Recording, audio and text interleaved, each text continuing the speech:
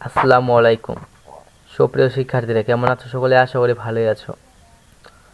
আজকে আমি তোমাদের সাথে আলোচনা করব তোমাদের অষ্টম শ্রেণীর তথ্য ও যোগাযোগ বইটি নিয়ে। যে বইটির প্রথম অধ্যায়টি নিয়ে আজকে তোমাদের সাথে আলোচনা করব। প্রথম অধ্যায়, তথ্য ও যোগাযোগ প্রযুক্তির গুরুত্ব। তোমাদের বইটির প্রথম অধ্যায়টির নাম হচ্ছে তথ্য ও যোগাযোগ প্রযুক্তির গুরুত্ব। তো আজকে আমি তোমাদের সাথে এই অধ্যায়টি নিয়ে আলোচনা করব। তো তোমাদের এই অধ্যায়টি বেশ কয়েকটি পাঠ রয়েছে। এটা হচ্ছে প্রথম পাঠ, তথ্য যোগাযোগ প্রযুক্তির গুরুত্ব। এরকম দ্বিতীয় পাঠ, এটা হচ্ছে দ্বিতীয় পাঠ, এবং তৃতীয় পাঠ রয়েছে যে পাঠ 3, যোগাযোগ। এরকম অনেকগুলো পাঠ রয়েছে। তোমরা সকলে এই পাঠগুলো পড়ে নেবা।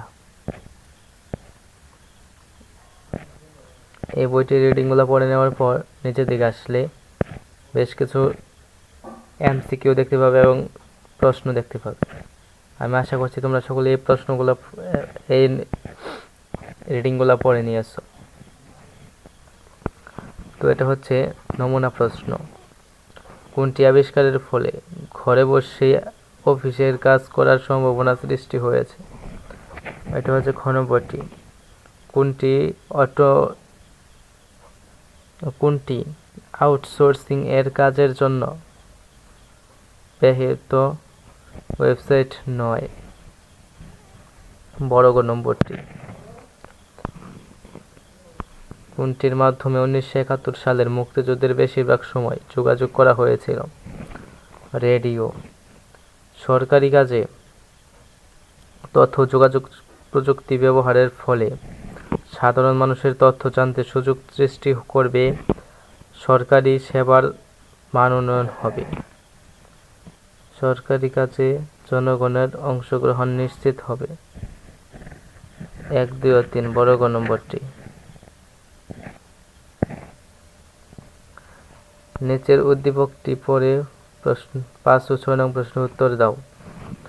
মনে করো রায়হান আজ থেকে 50 বছর পরে বান্দরবনে বেড়াতে গিয়ে অসুস্থ হয়ে গেল। সে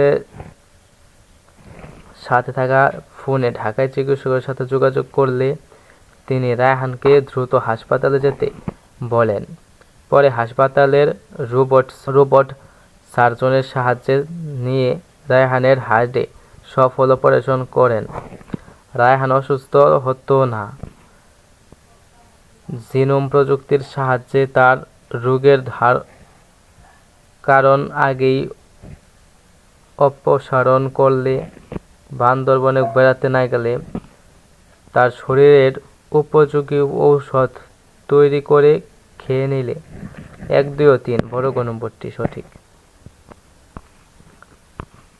রায়হানের দ্রুত অপারেশনে নিচের কোন প্রযুক্তিটির ভূমিকা প্রধান? ছোট গ নম্বরটি, আইসিটি।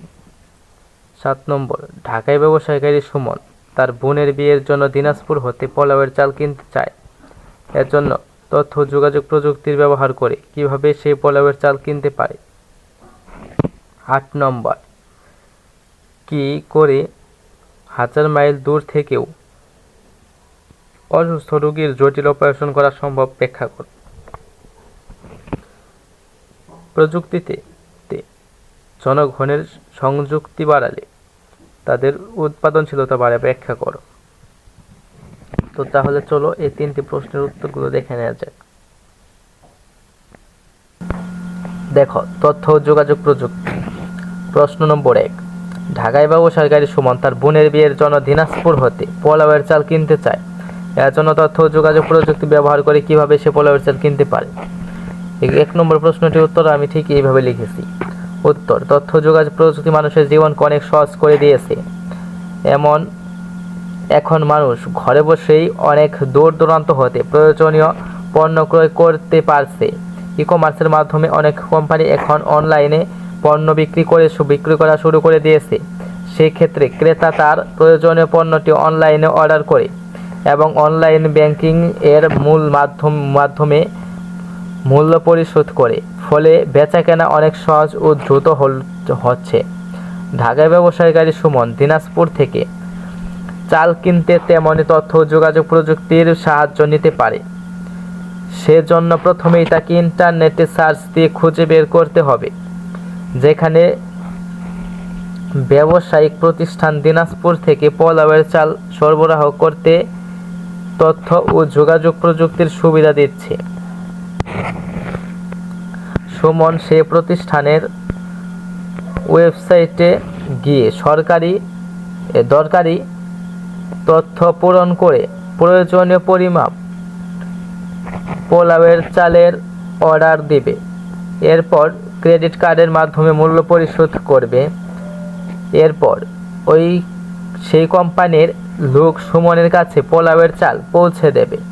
এভাবে দিনাজপুর না গিয়েও সুমন খুব সহজে ও দ্রুত পোলাওয়ের চাল কিনতে পারে, তথ্য ও যোগাযোগ প্রযুক্তির ব্যবহার করতে পারে।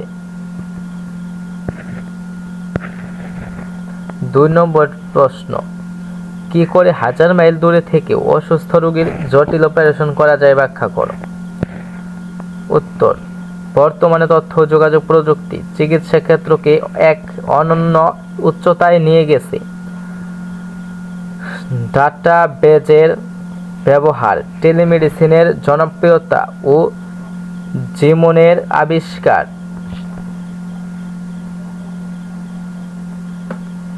চিকিৎসা ক্ষেত্রে বৈপ্লবিক পরিবর্তন এনেছে। চিকিৎসা ক্ষেত্রে আমরা আগে যে বিষয়গুলো কল্পনা করতে পারতাম না, এখন সেরকম অনেক কিছু আমাদের হাতের নাগালে চলে এসেছে। বর্তমানে চিকিৎসা ক্ষেত্রের একটি অসাধারণ বিষয় হচ্ছে দূর থেকে অসুস্থ রোগীর জটিল অপারেশন করা। ডাক্তারদের অনুপস্থিতিতে রোবট দিয়ে অপারেশন করা প্রযুক্তি শুরু হয়ে গেছে উন্নত বিশ্বে। এ পদ্ধতিতে ডক্টররা দূর থেকে অপারেশন সাইডের 3D ভিউ দেখে রোবটের মাধ্যমে অপারেশন করিয়ে নেন। ফলে অভিজ্ঞ কোনো সার্জনের শারীরিক অনুপস্থিতিতেও আমরা তার চিকিৎসা সেবা পেতে পারি। এক দেশের রোগী আরেক দেশের ডাক্তার দ্বারা অপারেশন করতে পারছে, যেখানে সময় ও অর্থ দুটোই সাশ্রয় হচ্ছে। তবে এই পদ্ধতির প্রয়োগ উন্নত বিশ্বে হলেও তথ্য যোগাযোগ প্রযুক্তির কল্যাণে দ্রুত এটি সারা পৃথিবীতে ছড়িয়ে পড়বে বলে আশা করা যায়।